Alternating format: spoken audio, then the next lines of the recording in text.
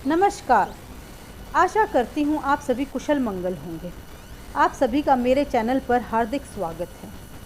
मेरे पिछले वीडियो में मैंने आप सभी के समक्ष ऋग्वेद के सूक्त 2 के 8वें मंत्र का व्याख्यान शुरू किया था। इस श्रृंखला में आगे बढ़ते हुए मैं अगले शब्द की व्याख्या करने जा रही हूँ। जो शब्द हमने पिछले वीडियो में समझने का प्रयास किया था वह था ऋतेन, अर्थात कॉस्मिक ऑर्डर यानी ब्रह्मांडीय व्यवस्था। एक ऐसी व्यवस्था जो विधिवत हो और समस्त संसार या ब्रह्मांड का धार्मिक स्थिति में रख सके। इस मंत्र का अगला शब्द है मित्रा वरुणा वृता वृधा वृत स्पृशा। यह शब्द कई शब्दों का समूह है। चलिए पहले इसे अलग अलग कर देखते हैं। जब हमने इस शब्दों को अलग अलग किया यानी विभाजित किया तो 3 शब्द बने।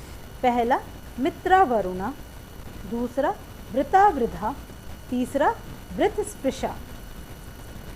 मित्र वरुण अर्थात हे देवता मित्र वरुण, आप इस ब्रह्मांडीय व्यवस्था यानी कॉस्मिक ऑर्डर के संचालन के लिए कार्यरत हैं। आप दोनों के होने से यह व्यवस्था कभी अव्यवस्थित नहीं हो सकती।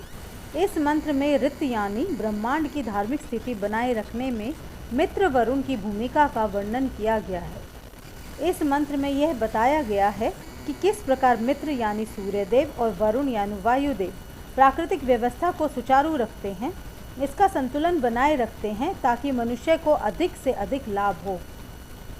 जिस प्रकार मित्र वरुण ऋत यानी ब्रह्मांडीय व्यवस्था को बढ़ाते हैं और मनुष्य को भीतर व बाहर से इस व्यवस्था का स्पर्श कराते हैं, मित्र वरुण मनुष्य को भीतर से यानी आध्यात्मिक दृष्टि से ब्रह्मांड का ज्ञान कराते हैं और इस विधिवत व्यवस्था को समझाते हैं। वह हमें यह सोचने पर बाध्य करते हैं कि अगर यह व्यवस्था बिगड़ी तो ब्रह्मांड का संतुलन भी बिगड़ जाएगा। जैसा कि हम जानते हैं कि आधुनिकता की होड़ में मनुष्य का प्रकृति से संपर्क छूटता जा रहा है, जिसका असर हम बिगड़ती प्राकृतिक व्यवस्था में देख सकते हैं। आधुनिकतावश मनुष्य ने पृथ्वी का स्वरूप बदलने की कोशिश की, पर हर बार प्रकृति ने मनुष्य को यह बताया है कि बिना प्रकृति के संपर्क से मनुष्य कुछ हासिल नहीं कर सकता। इसलिए मनुष्य को चाहिए कि वह ऋत को बढ़ाने रखने में सहायक हो, ना कि उसे बिगाड़ने में। इस एक शब्द समूह का दूसरा शब्द रहा वृता वृधो, जिसे हम ऋता वृधो भी कहते हैं। इस शब्द का अर्थ समझने के लिए हमें इसे और 2 टुकड़े में बांट देना होगा। वृता वृधो। वृता को हम ऋता भी कह सकते हैं। वृता का अर्थ होता है चुना हुआ, ढका हुआ, घिरा हुआ, आवरण में नियुक्त करना आदि। और ऋता तो हम सब जानते ही हैं।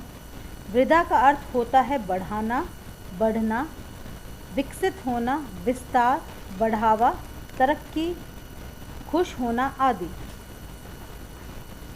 अर्थात वृता वृद्धों का अर्थ हुआ कि मित्र वरुण कृपा कर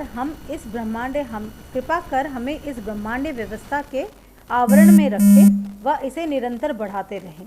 जिस प्रकार सूर्य का प्रकाश वर्षा करने में निरंतर युक्त है, उसी प्रकार आप भी हमारा भीतरी व बाहरी विकास करने में निरंतर नियुक्त हैं।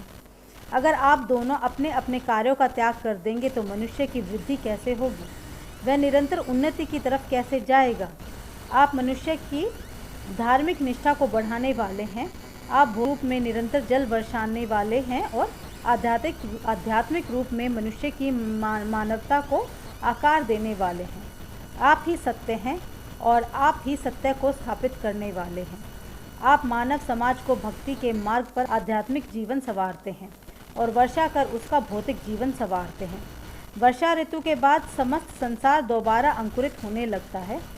आज यही वर्षा वायु प्रदूषण का स्तर गिराकर मनुष्य की मदद करती है, परंतु जब जब मनुष्य प्रकृति को घायल कर अहंकारी बनता है, तब तक प्रकृति अपना रौद्र रूप दिखलाती है और मनुष्य को दोबारा विचार करने पर मजबूर कर देती है।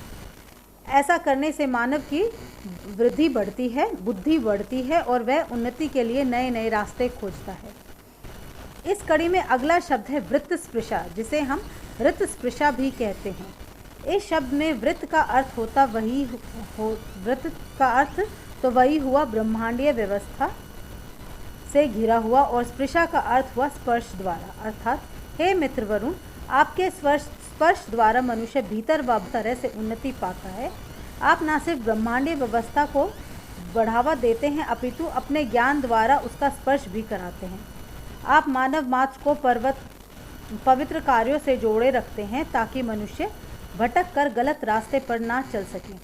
आप दोनों मिल ऋत का यज्ञ करते हैं और इस यज्ञ में पूरे ब्रह्मांड को अपना आवरण में लिए हुआ है। यहाँ इस मंत्र में मित्र व वरुण को ऋत का साकार रूप बताया गया है। ऋत का मूर्तिमान रूप यह संसार है। यहाँ जब जब वायु का वेग होता है तो वह हमें स्पर्श कर इस व्यवस्था से मिलाती है। जब जब वर्षा होती है तो उस स्पर्श भी हमें यानी कॉस्मिक ऑर्डर का स्पर्श कराता है। मित्र व वरुण का पूजन जब हम सूर्य व वायुदेव के रूप में करते हैं तो वह मूर्तिमान जगत, परंतु जब वही वर्षा और वायु के रूप में हमें स्पर्श करते हैं तो वह अमूर्तिमान जगत की वृद्धि कराते हैं।